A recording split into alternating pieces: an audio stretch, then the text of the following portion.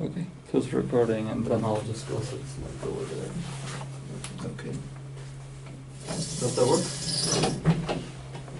Okay. So yeah, don't worry about the camera. It just keeps recording. Let's go. So one thing I wanted to talk about is, what about how much, with what's going on in the world in terms of we seeing the rise of right wing and neo-fascist groups in different countries.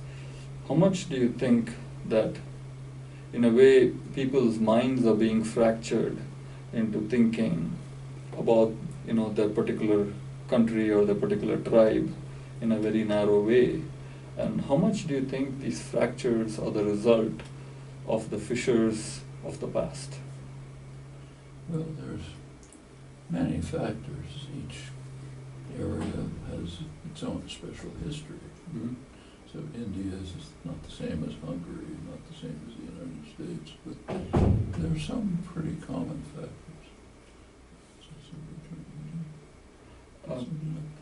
I think somebody closed the door and then our neighbor.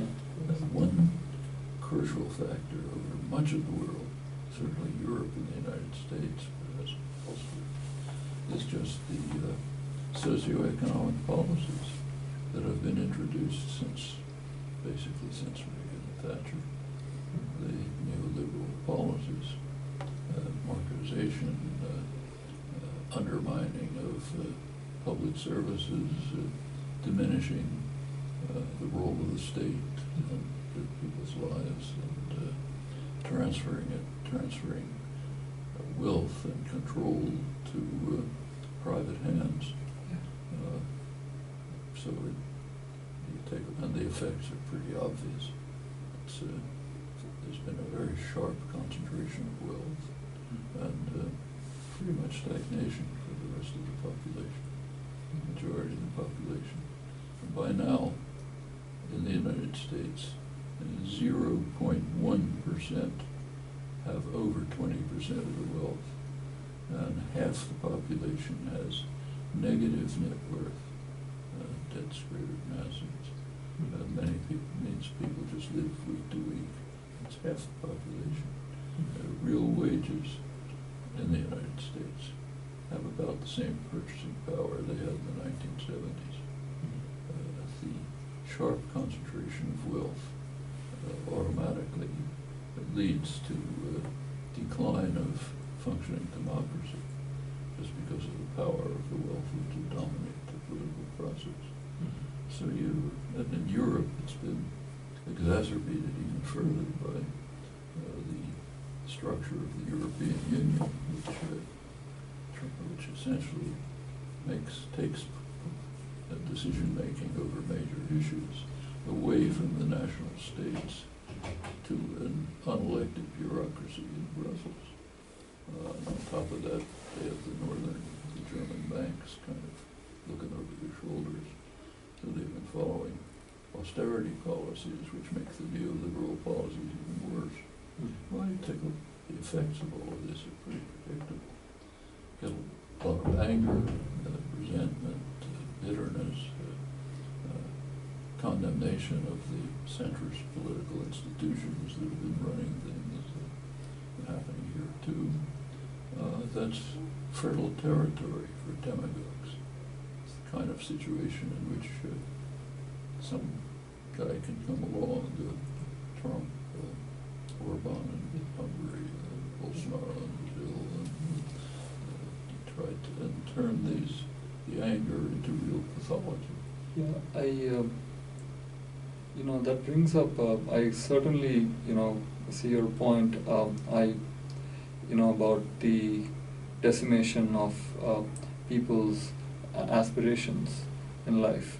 And I see that, and I recently, in the last couple of years, I got involved with playing guitar, and it's a very loving community. But I see some of the people who are a lot more talented musicians than me, and I can see that there is an underlying struggle that they're going through but they still are very good at heart, and they maintain their humanity.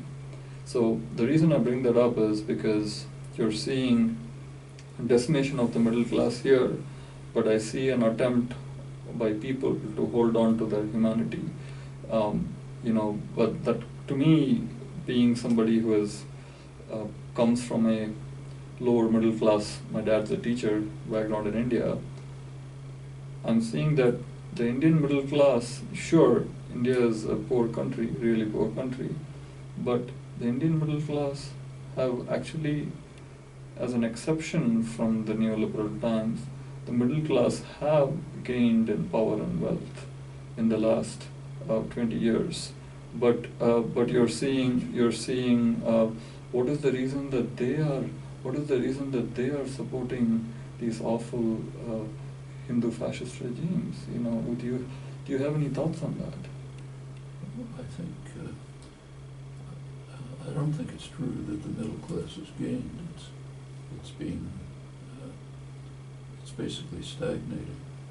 The figures are pretty clear on that. That's most of the world. So, as I say, in the United States, which is actually one of the more effectively functioning economies, there's basically been no gains in 40 years for the working people, petty bourgeois. So they're angry. I mean, and the anger can be exploited by somebody like Trump to turn to say it's not your fault, it's the fault of the poor people, it's the immigrants, or the blacks, or the Hispanics, or the Muslims. That's what it is. Modi does the same thing. Turn the concerns to the extreme Hindu nationalism. They're taking our country away from us and religious Muslims. But that is the point I wanted to touch base on. I see the general dynamics of what you're saying, of what has happened, and I totally agree with you that it is true in the United States, although in India I think it's a more complicated picture in the sense that the poor have become poorer, but the middle class, I feel have middle class. I mean, the teachers are middle class. Yes. Not better off.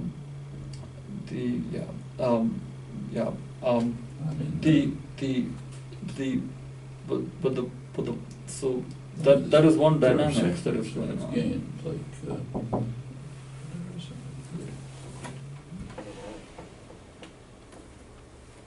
oh, hi. I'll be with you in a couple minutes. Okay. Yeah. So the high-tech sector is gained. Skilled, you say, people who are involved in engineering, let's say. India's had a revival there. But that's a special sector of the population. Take farmers. There's literally been hundreds of thousands of suicides. It's certainly not doing well. Yes, I totally agree with you on what is going on with the rural sector. But I think where there is between the engineers and between the farmers, there is another sector. Like, for example, you brought up teachers. The teachers in the cities and in the wealthier states, they have also benefited. It is, I believe it is a fact that they have benefited from the neoliberal policies in terms of because the state has become, the government has become wealthier and more powerful, and so the sectors in terms of the school teachers and in terms of that they have. I mean, have salaries increased, real wages, over the last 30 years? In India, I do not have quantitative data, but I can state from my personal observations, given that my dad is a teacher, that certainly we teachers today can make in a place like Chennai, for example, they can make something like $900 to $1,000 a month. 40, 50, 60,000 rupees a month, which you could not aspire to anywhere close 30 years ago. Well, So that don't is. forget the country has become much richer. Yeah. But I think I haven't looked into the details, but the inequality in India is huge. Absolutely. And Absolutely. So yeah, I agree with you on the increase in inequality. There's no question what about that. means that hundreds of millions of people are just left out. Yeah. I mean, look, in India, you have about 300 million people who don't even have access to potable water. That's not a small number of people. That the economic conditions that you point out certainly have validity. However, one aspect I wanted to talk about is, for example, you brought up about the aspect of people being convinced that it's by demagogues that it's the other, it's Pakistan or Mexicans or some other enemy who is taking things from us. It also has a certain history of ignorance, in the sense that even during the 60s and the 70s, even during the Congress times, when Congress was at the height of its power, Pakistan was always presented as an enemy. Pakistan was always presented, and Kashmir was always presented as something that just belonged to India. So there is, I think, more than just the economics at play. I was giving talks in India about 15 years ago, I guess. And I happened to mention in one talk the Indian repression in Kashmir after the fraudulent 1987 elections. The next day, I was giving a talk somewhere else. There was a big BJP demonstration.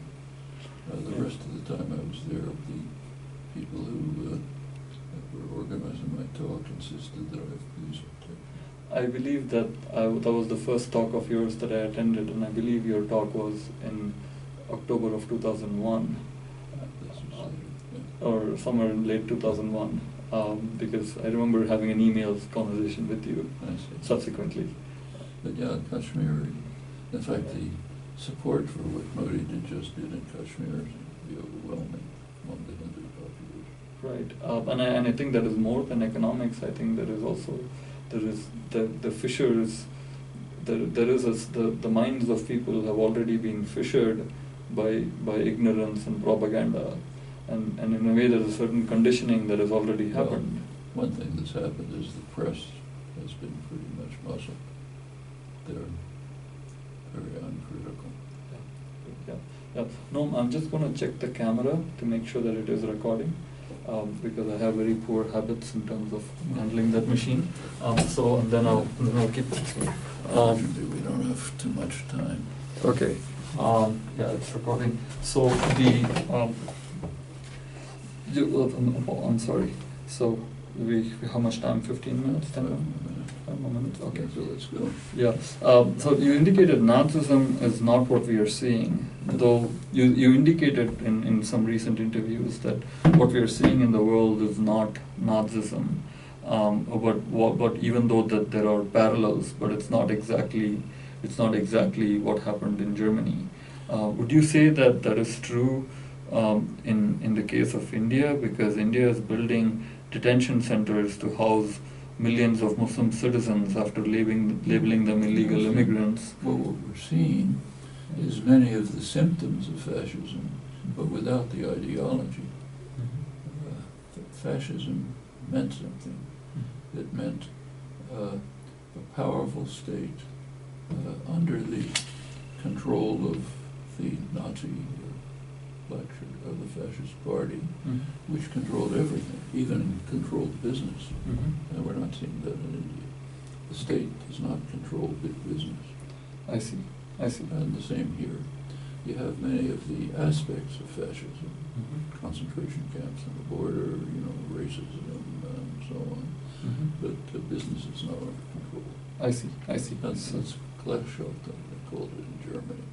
The state is so powerful that it controls not just labor, of course, but the business community, in fact, every organization. I see. I see. And that there are signs of that. Like, for example, when Trump orders every company to get out of China, Right. it's a touch of Nazism, but notice that they didn't do it. Right. Right. Because They don't have that kind of power they yet. don't have that kind of power. Right. So do you think two questions. The first one, did you notice that in India, in Kashmir, P. Chidambaram, Mr. P. Chidambaram, who's the former Home Minister of India, and when he was the Home Minister, he was a Congress politician. As a Home Minister, he was administering the occupation of Kashmir. It was brutal, but not as terrible as it is today. But it was still brutal. But when he was administering the occupation, Congress has a rotten record on Kashmir. right? Under Congress, there was massive atrocities. But does it strike you that he was celebrated? Maybe it brings you some other examples in the world that he was celebrated when he was administering the occupation of Kashmir, but the moment he criticized the BJP's occupation of Kashmir, and the moment he called it out as reducing Kashmir to a vassal state, moment he criticized it, now he's been in prison without charges. Yes. Yeah. Well, I mean, the whole institutional structure of India, plus great mass of the Hindu population, is evidently very supportive of the undermining of Kashmiri autonomy and the opening up to Indian settlement. And that Kashmir is a prison right now, but it's supported in India. I don't think people know what's happening.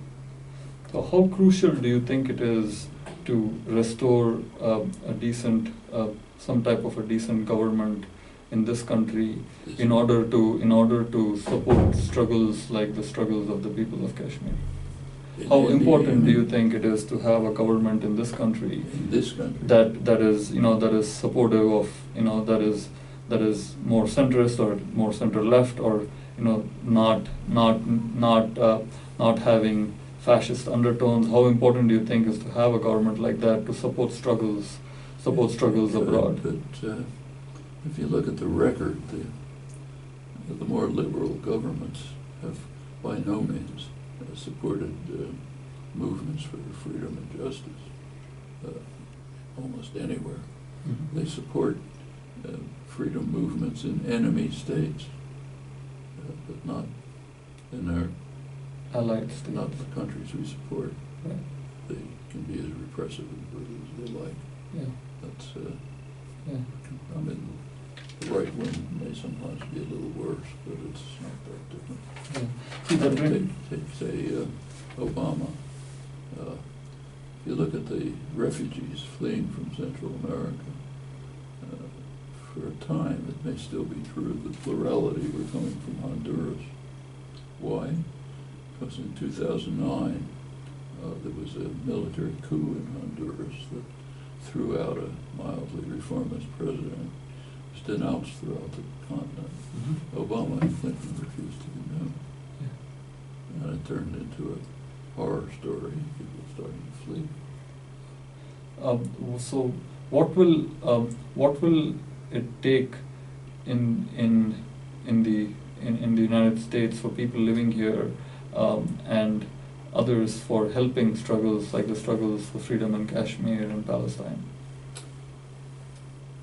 It would take major popular movements, and they're hard to construct. The worst crime since Second World War was the invasion of Vietnam. It took years before you could get any popular protest. I mean, in Boston, pretty liberal city, that we literally couldn't have public demonstrations against the war because they would be broken up by counter demonstrators until about 1967. Mm. By that time, Vietnam had practically been destroyed. Mm. On other things like, I mean, I worked for many years on trying to get some opposition to the Indonesian invasion of East Timor, which is the worst genocide since the Second World War. Finally happened, took about 25 years. And the U.S. was backing it the whole time. Right. Or take, say, Turkey. In the 1990s, Turkey was carrying out massive repression and slaughter of Kurds, almost entirely backed by the Clinton administration. Almost all the arms were coming from Clinton. You couldn't get any reporting, and you couldn't get any protest. To this day, nobody knows about it. There were a couple of people, I was one, who were trying. No, it's not easy. So you mentioned about the Kurds. Well, so what is with this? I know you were against impeaching, focusing on impeachment with regards to the Russia investigation, and with regards to the new situations that's developed in terms of Ukraine and that. Do you think there is a lot of excitement in democratic circles about impeachment, or do you think that it is? Do you think do you think it's a good idea to focus big time on impeachment? In fact, take a look at the issues in the impeachment hearing. What is the crime that's being charged? That he was looking for dirt on Democrats. He was attacking the power system in the country. The same with Watergate. The major crimes of Clinton, nobody cared about. He had a bunch of thugs break into the Democratic Party headquarters. You don't attack powerful people because they fight back. Right. But the major crimes are nothing. Right, and in a way you're seeing that about what happened with the Kurds, in the sense that is not a reason for impeachment. That's not going to be it.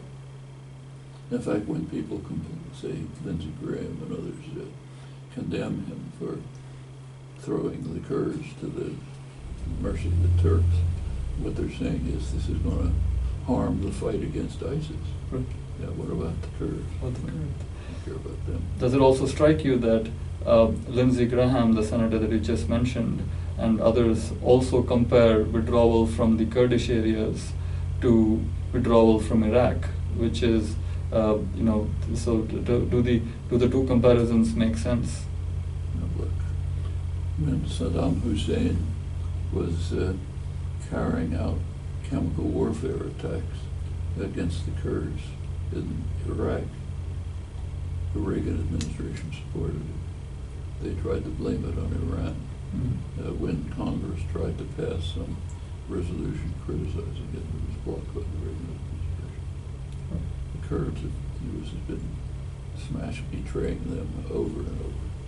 Kissinger, Reagan, this is nothing new, unfortunately. Right. So I'm afraid I have to go. Yeah, well, That's waiting out there. well, thank you for your time now. Good to see you. Good to see you. Yeah.